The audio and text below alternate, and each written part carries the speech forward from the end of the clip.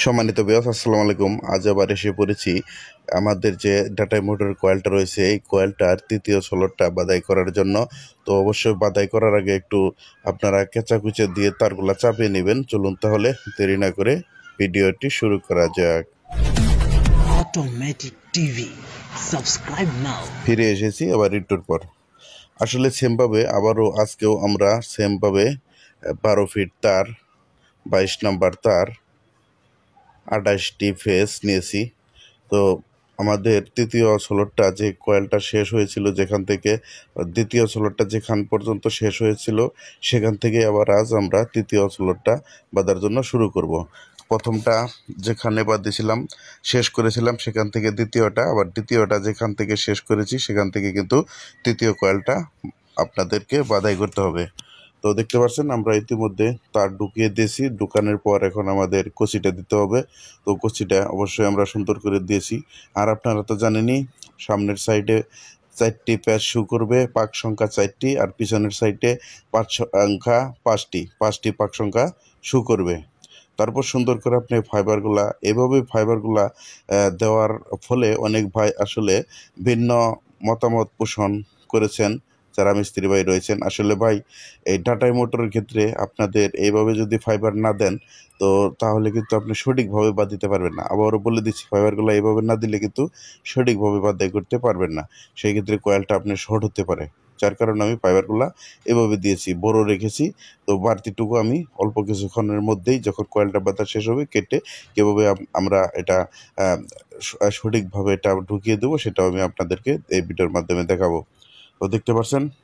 তো অবশ্যই আপনারা খুব কেয়ারফুলভাবে কয়েলগুলা বাদাই করতে হয়। এটা আপনারা জানেন, যত টানবেন তত ভালো, লুজ রাখা যাবে না।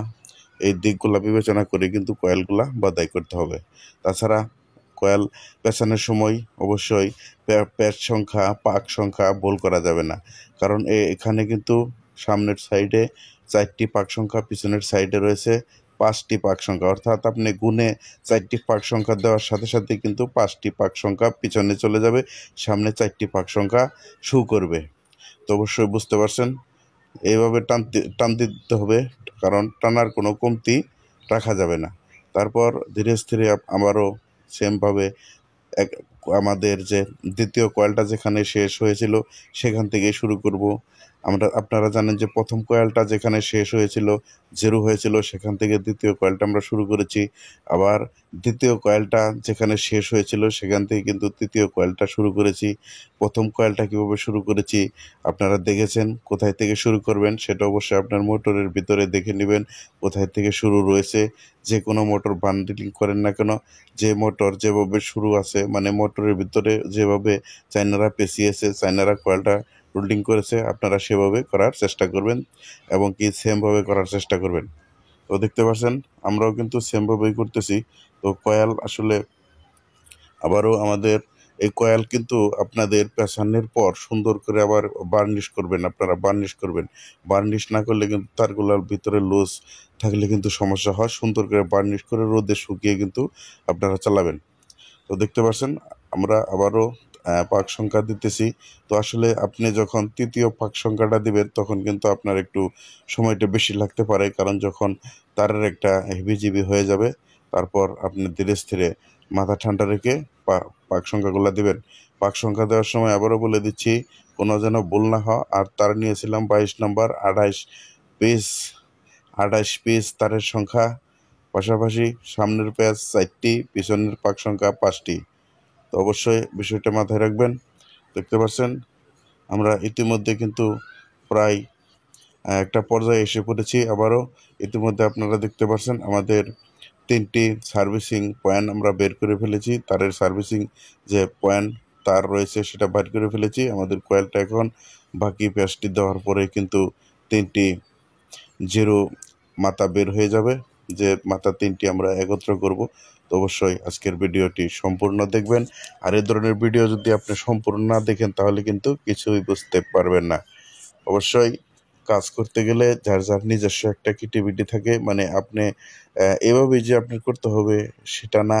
আপনার যেভাবে করলে সুবিধা হয়, বা লুপ ঢুকানো বা তার পেঁচানো, আপনি কাঠি বানায় নিতে পারেন। বিভিন্ন ভাই কিন্তু বিভিন্ন পর্যায়ে আসলে করতে পারবেন, কারণ যার যার নিজের একটা ক্রিয়েটিভিটি থাকে সেভাবে আপনারা কাজটা করবেন, যেভাবে করলে সুন্দর হয়। তবে হিসাব রাখবেন, হিসাবটা যেন ভুল না হয়, সেভাবে কাজগুলো আপনাদের করতে হবে। তো দেখতে পাচ্ছেন ইতিমধ্যে কিন্তু আমরা বেশ কয়েকটি পাক সংখ্যা দিয়ে ফেলেছি।